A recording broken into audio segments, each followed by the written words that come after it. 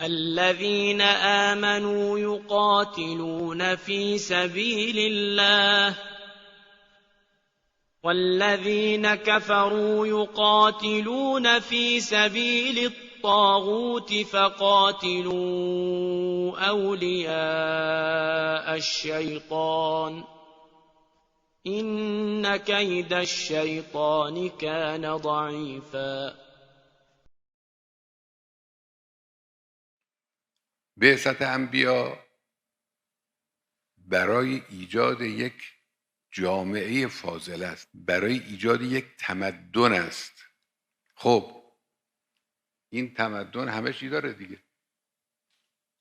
در تمدن همه چی هست، هم علم هست، هم اخلاق هست، هم سبک زندگی هست، هم جنگ هست، جنگ هم هست.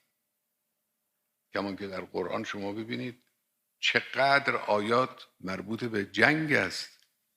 اینجور نیست که ما بتوانیم بگیم که اسلام آمد برای اینکه جنگ رو از بین ببره. نه، جهت جنگ مهم است. جنگ با کی؟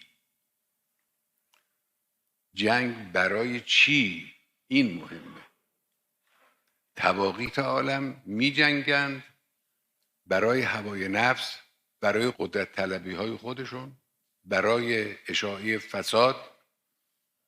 الان سالهاست صهیونیست‌ها دارن می جنگن، اما برای این مقاصد خبیث می جنگن. در مقابل اونها مؤمنین هم می جنگن، مجاهدین فلسطینی می جنگن، مجاهدین حزب الله می جنگن.